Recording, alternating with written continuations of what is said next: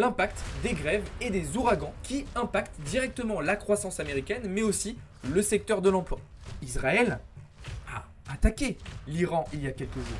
L'inflation sur l'ensemble de la zone euro qui elle aussi est attendue légèrement en hausse.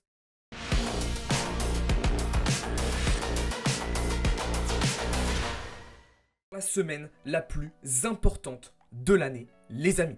On va voir ce soir tous les éléments qui vont arriver dans les prochains jours, dans les 7 à 10 prochains jours, et qui peuvent avoir une incidence absolument phénoménale sur les marchés pour les prochains mois.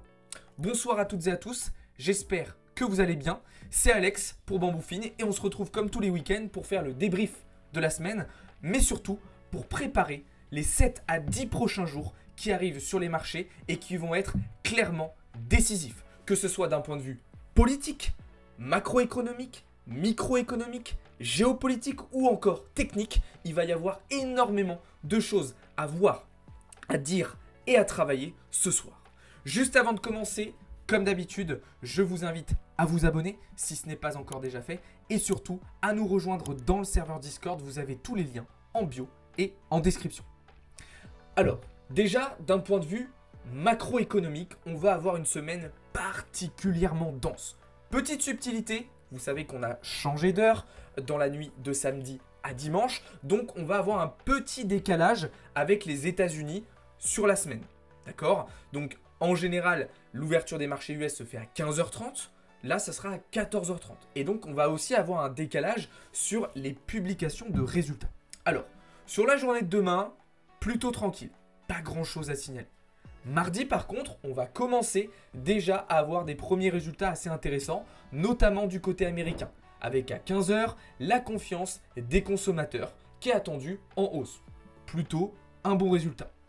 On aura aussi au même moment la publication du rapport Jolts sur les nouvelles offres d'emploi. Je vous rappelle, c'est quand même un rapport économique très important pour la Fed. Sur la journée de mercredi, journée très dense aussi du côté européen, avec notamment la croissance en France et en Espagne, l'évolution du taux de chômage en Allemagne et le PIB donc sur l'ensemble de la zone euro. L'après-midi, du côté américain, on aura les créations d'emplois dans le secteur non agricole ADP et surtout le chiffre de la croissance avec le PIB sur le troisième trimestre qui est attendu à 3%. On aura aussi l'inflation du côté allemand qui est attendue en légère hausse à 1,8% contre 1,6% précédemment. Donc PIB mercredi, premier gros résultat à surveiller. Ensuite, sur la journée de jeudi, on aura les résultats des PMI du côté chinois. Et surtout, durant la session asiatique, on aura la décision de la Banque centrale japonaise sur les taux d'intérêt directeurs. Rappelez-vous ce qui s'était passé la dernière fois, lors de la dernière réunion de la Banque centrale japonaise, au mois d'août, ça avait entraîné une volatilité très importante sur les marchés, avec notamment la fin du carry trade. Sur la session européenne, on aura aussi des choses intéressantes avec notamment l'inflation sur l'ensemble de la zone euro qui elle aussi est attendue légèrement en hausse à 1,9% contre 1,7% précédemment. Et puis du côté américain l'après-midi, grosse donnée encore une fois, suite au PIB de mercredi, on aura jeudi les PCE, donc l'inflation, indice des prix à la consommation des ménages qui est elle aussi attendue légèrement en hausse à 0,3% contre 0,1% précédemment sur le glissement mensuel. Et on terminera la journée de vendredi en beauté avec la publication du rapport NFP. Je rappelle, l'un des plus gros rapports économiques aux États-Unis, un de ceux qui a le plus d'impact dans les décisions de la Fed, mais aussi celui qui amène souvent le plus de volatilité sur les marchés. Je rappelle que dans ce rapport NFP, on a 3 résultats principaux à prendre en compte: le salaire horaire moyen, les créations d'emplois dans le secteur non agricole et le taux de chômage. Là, pour le moment, les estimations tablent sur une légère baisse du salaire horaire moyen, sur une baisse assez significative des créations d'emplois dans le secteur non agricole et sur un taux de chômage qui devrait rester stable. Mais attention, c'est pas encore terminé. En plus de ça, on aura les résultats des PMI manufacturiers avec notamment le chiffre de l'ISM. Donc déjà d'un point de vue macroéconomique, on a du très costaud cette semaine. Et en plus de ça, on a un programme microéconomique ultra dense avec les GAFAM qui vont publier cette semaine. On aura Microsoft, on aura Meta, on aura Amazon, on aura Apple. Et encore, ça c'est que les GAFAM. À côté de ça, on aura aussi de grosses entreprises qui vont publier, comme AMD, comme PayPal, comme Caterpillar, comme Coinbase pour la partie crypto. Ça aussi, ce sont des éléments qui vont amener de la volatilité sur les marchés, du stress. Raison pour laquelle on aura un œil très très attentif sur le comportement du VIX cette semaine, qui est l'indicateur type du stress et de la volatilité sur les marchés. Mais attention, il n'y a pas que ça. Vous savez que Israël a attaqué l'Iran il y a quelques jours. Israël avait juré de faire payer à l'Iran les attaques du 1er octobre sur son sol. Cette nuit, les représailles de l'État hébreu sont tombées. Vers 2 heures, lorsque des habitants de Téhéran, donc la capitale iranienne, ont été réveillés par des bruits de plusieurs détonations. Il faut bien comprendre que cette première attaque n'est qu'une première attaque, justement. C'est qu'une première partie. Il y a de grosses probabilités que ces attaques se répètent dans les prochains jours. Donc, les tensions géopolitiques vont être particulièrement importantes à prendre en compte cette semaine et dans les 10 prochains jours. Et puis, sans oublier qu'à l'issue de cette semaine absolument décisive pour les marchés, on aura le résultat de ce qu'on attend tous depuis plusieurs mois, à savoir le résultat des élections présidentielles américaines. Alors, actuellement sur Polymarket, on a toujours Donald Trump qui est donné gagnant avec 65,3% dans les sondages et Kamala Harris qui est à 34,8%. Mais attention, encore une fois, on l'a dit déjà plusieurs fois, il faut prendre des pincettes vis-à-vis de ces sondages sur Polymarket. Je vous invite à aller voir un tweet d'Alexandre Baradez à ce sujet-là qui est très intéressant, qui explique un petit peu pourquoi il faut absolument nuancer ces résultats et, encore une fois, je le disais à l'instant, les prendre avec des pincettes. Ok ? Donc ça, c'est ce qui nous attend pour les 7 à 10 prochains jours. Et ce qui va se passer pendant ces 7 à 10 prochains jours va avoir des répercussions sur les prochaines semaines, sur les prochains mois et sur une grosse partie de l'année 2025 aussi. Il faut très bien le comprendre. Évidemment, tous ces événements, on les suivra en direct tout au long de la semaine. Alors, je vous le disais, on va avoir un petit décalage avec les États-Unis. Et d'ailleurs, j'ai fait une petite erreur sur le planning de live de la semaine, puisqu'effectivement, les lives seront du coup 1 heure plus tôt. Ok ? Ça ne sera pas 15h15 ici, ça sera 14h15. Et ça ne sera pas 14h15 ici, ça sera 13h15. Ok ? Très important de le comprendre. Ok ? Donc, seulement pour les lives de l'après-midi. Hein. Évidemment, les autres, on garde les horaires habituels. Mais pour les lives de l'après-midi, donc pour les sessions trading et les news, ça sera un petit peu plus tôt que d'habitude. Ok ? On va désormais pouvoir regarder d'un point de vue technique sur les marchés, ce que je surveille, ce que je travaille et ce qu'il va falloir observer dans les prochains jours. Déjà, du côté des indices américains, on va être très attentif sur le comportement du S&P 500 qui va être forcément directement impacté par les news macro et microéconomiques qu'on va avoir. Ok ? Je vous le rappelle, mais les GAFAM, donc les 7 magnifiques, vous les appelez comme vous voulez, donc Google, Microsoft, Meta, Amazon, Apple, Nvidia, ça représente, enfin, c'est une très grosse pondération du S&P 500. Donc si on a des résultats décevants ou au contraire très positifs, ça va naturellement faire bouger le S&P. Alors à court terme, c'est assez intéressant ce qu'il a fait S&P. On est revenu travailler une zone de polarité en 1 heure, mais pour moi la structure elle n'est pas très clean. Déjà, on voit que ici, on a des lots qu'on a laissés et qui pour moi seraient intéressants de récupérer. Mais on voit aussi qu'ici, on a des highs, on va même prendre tout cela, hop, qui n'ont pas été récupérés.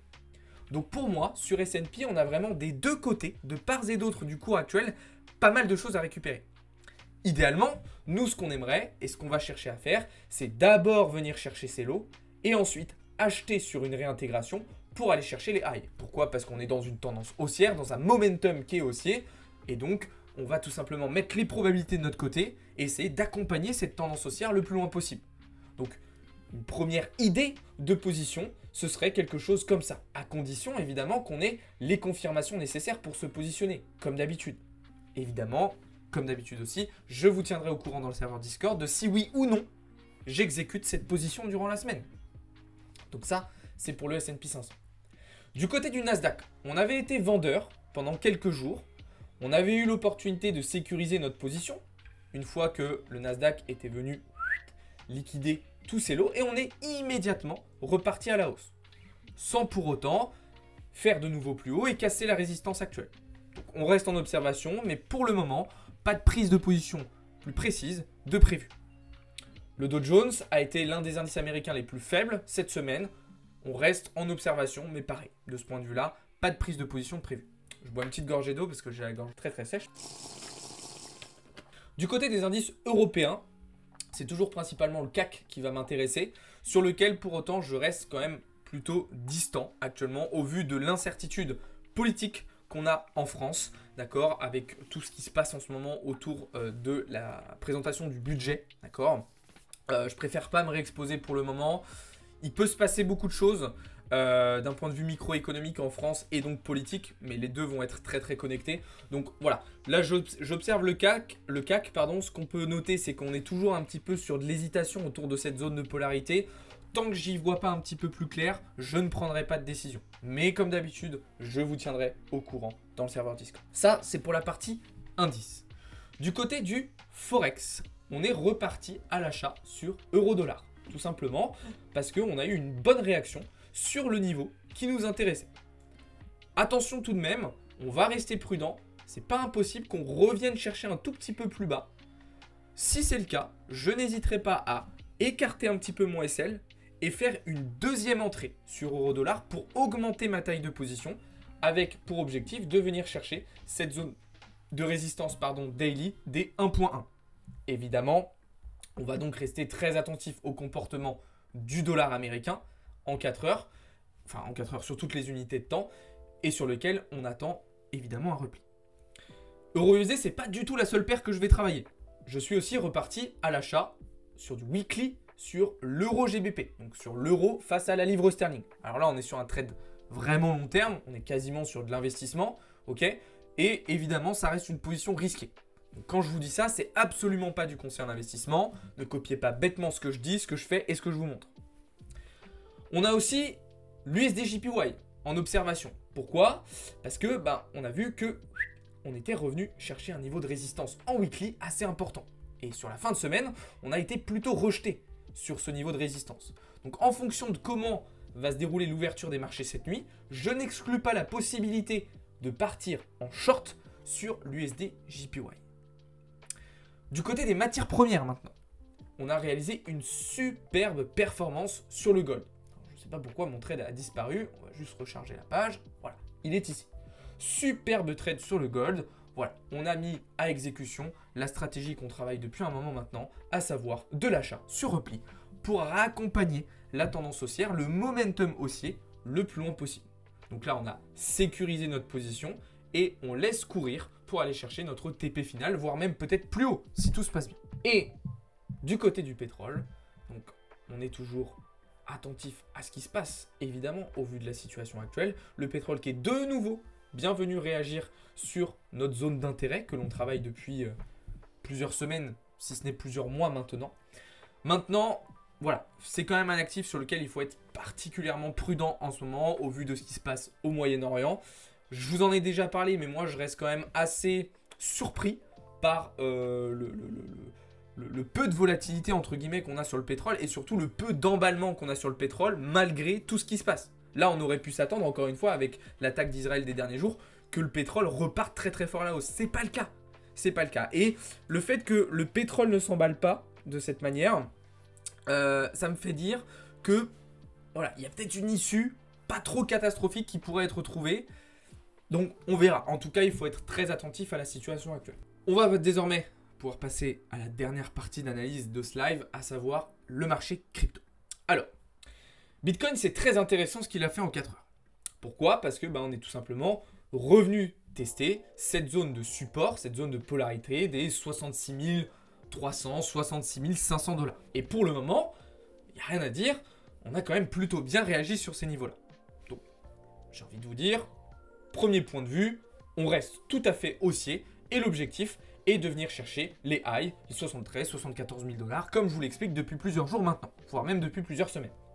Mais attention, il y a une autre possibilité de voir le marché. On pourrait se dire aussi que ces niveaux-là, ils ne sont pas si clean que ça.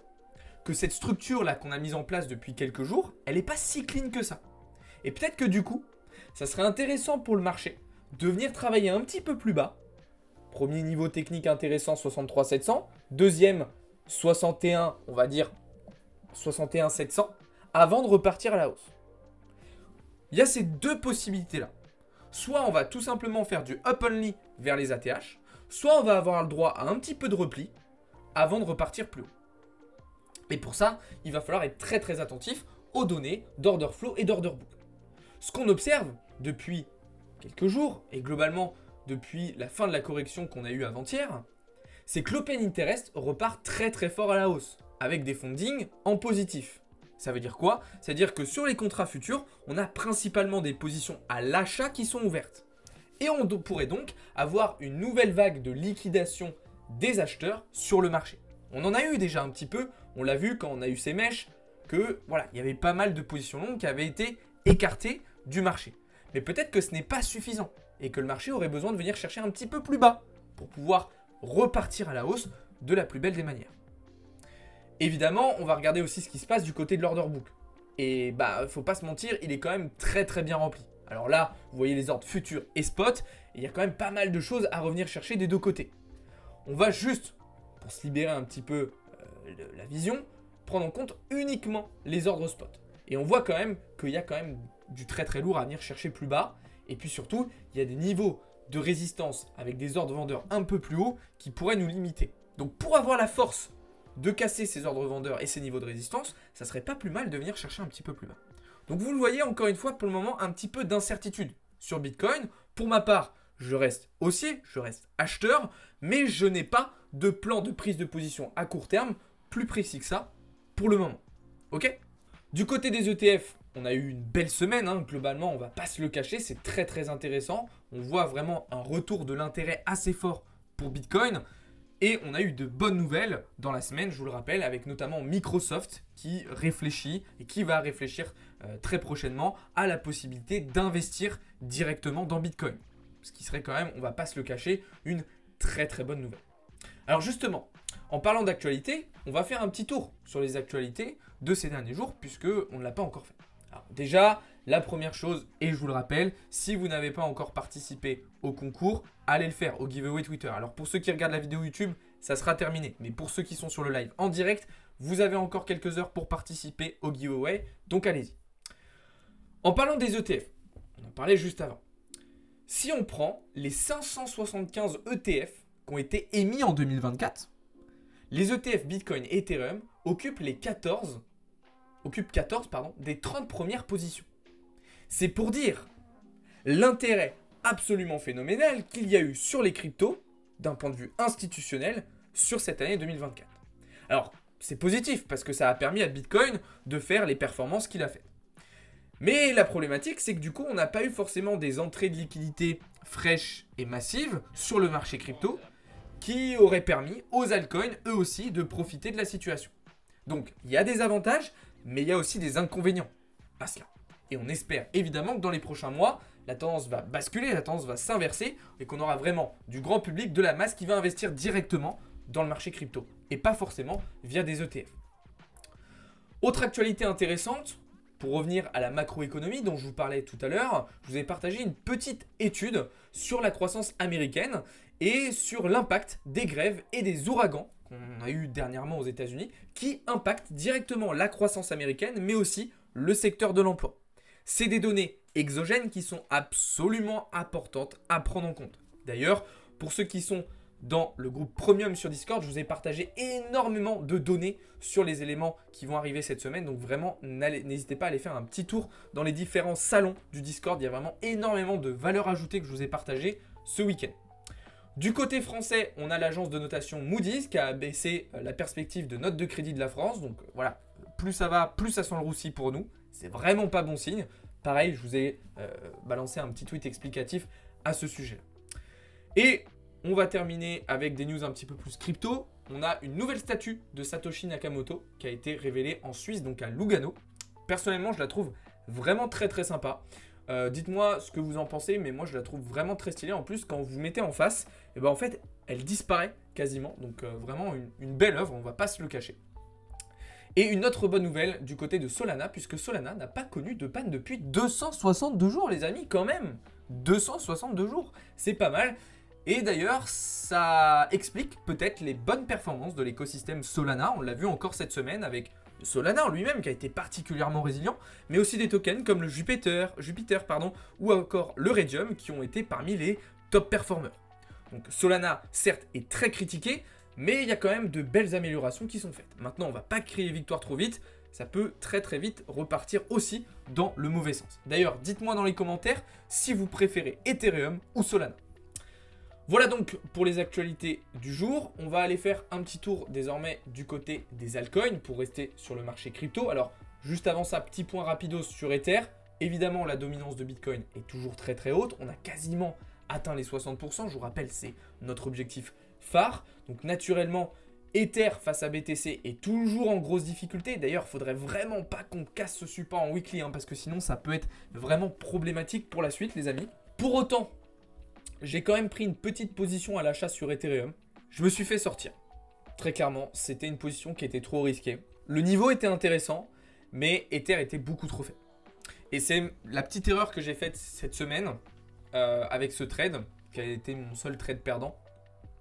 C'est qu'en fait, c'est quelque chose que je vous répète toujours, mais il faut appuyer sur les actifs les plus forts. Acheter les actifs les plus forts et vendre les actifs les plus faibles. Et là, le problème, c'est que j'ai acheté un actif qui en ce moment est trop faible face à BTC. Et ça a été mon erreur. Donc, je vous transmets en même temps, je vous donne du feedback pour que vous aussi, vous puissiez en apprendre. Globalement, sinon sur les alts, j'ai toujours mes petits setups en observation avec notamment le Raydium sur lequel... Ah bah non, deux SL cette semaine, excusez-moi. 2 SL cette semaine, il y a le Raydium aussi. Donc là, j'ai fait tout à l'envers cette semaine sur les cryptos. J'ai fait tout à l'envers puisque du coup, j'ai acheté Ether qui était un actif faible et j'ai vendu le Raydium qui était un actif fort. Donc vous voyez, j'ai fait complètement l'inverse de ce qu'il faut faire. Ok?